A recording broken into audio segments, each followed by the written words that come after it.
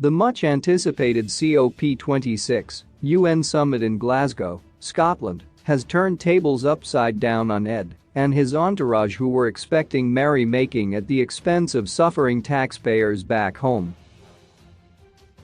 Instead of ululation and welcoming screams expected when a respected president arrives, the diasporans turned it sour for Ed and his 100-plus delegation composed of relatives, girlfriends, friends and others.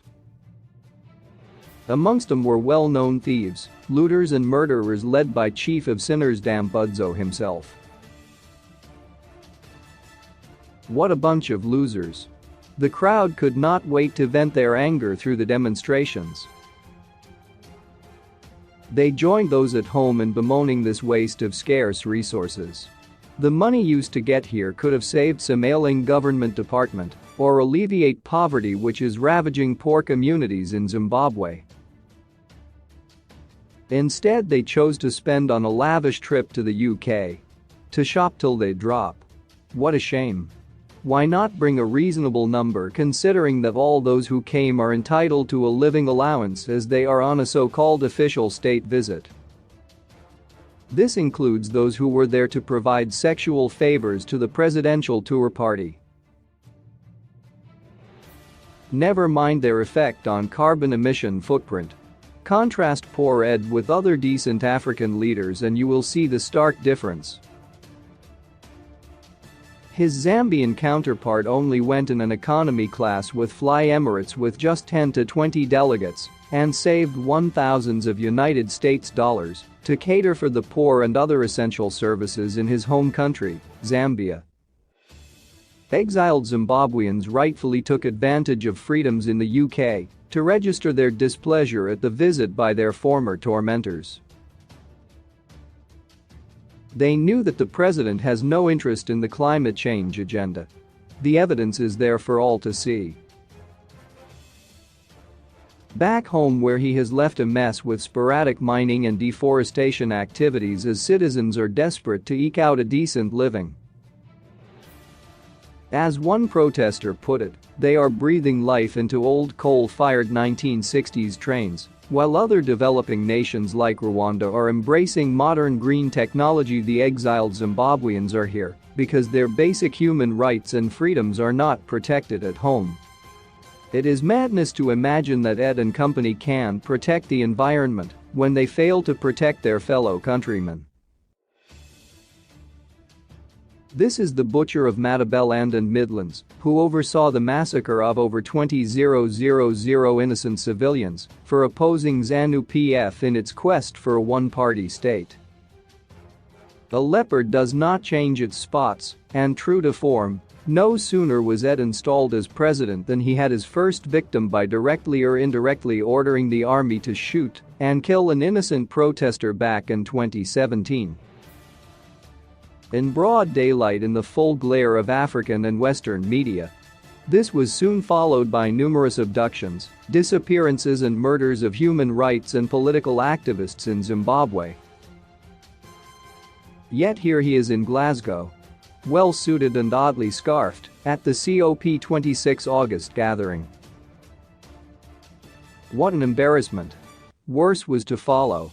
He was soon observed on live TV footage addressing more chairs than delegates when his turn to take to the podium came.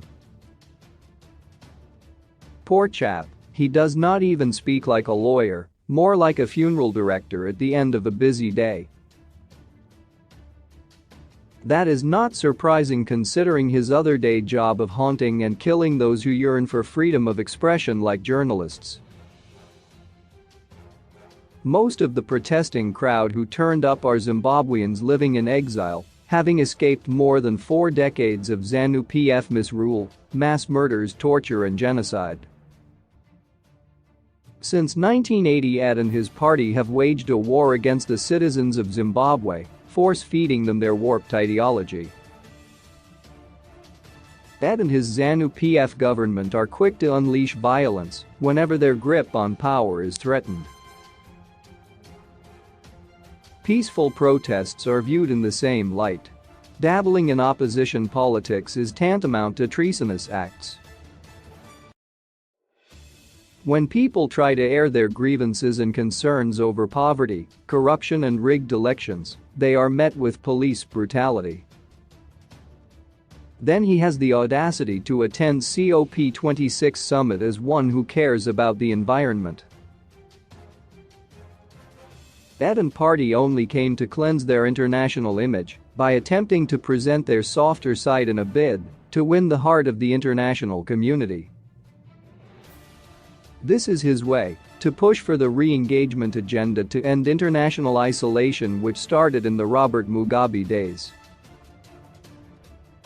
Perhaps this might mark the end of their pariah status. Hence he put on a big show by hiring an expensive aircraft, the Airbus corporate jetliner, registration number 4K8888. Poor Ed even hoped just to touch the British Premier's hand Boris Johnson who, on the other hand, seemed have no time for him. Stephen Chan, professor of politics at SOAS, University of London has another story saying that Bojo has only time for serious players like the French president, Emmanuel Macron and India's Prime Minister, Narendra Modi. Imagine a whole president sheepishly smiling just to meet a white premier and awaiting his turn like a good schoolboy at assembly. Getting excited over nothing like a village boy on a first trip to the City of Lights. Ed should be ashamed of himself as he is still displaying his colonial hangover mentality.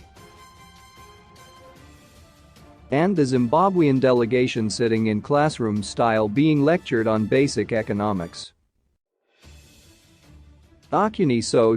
Then on arrival back home the rented crowd does not disappoint. Waving and shouting Ed PFEE ad nauseum. Wait till he orders the bootlickers to go out and stage demonstrations for the removal of sanctions. And they will oblige as usual for they know no better. Izalima so. To my fellow countrymen, please do not be fooled by the tired sanctions mantra. Manyepo.for us, the real patriots, it is cry the beloved country. Yet there is hope for this once promising nation. Come 2023, vote for ZAPU. Let us register to vote and kick this lot out of power in 2023. Iwunini Tine Basa.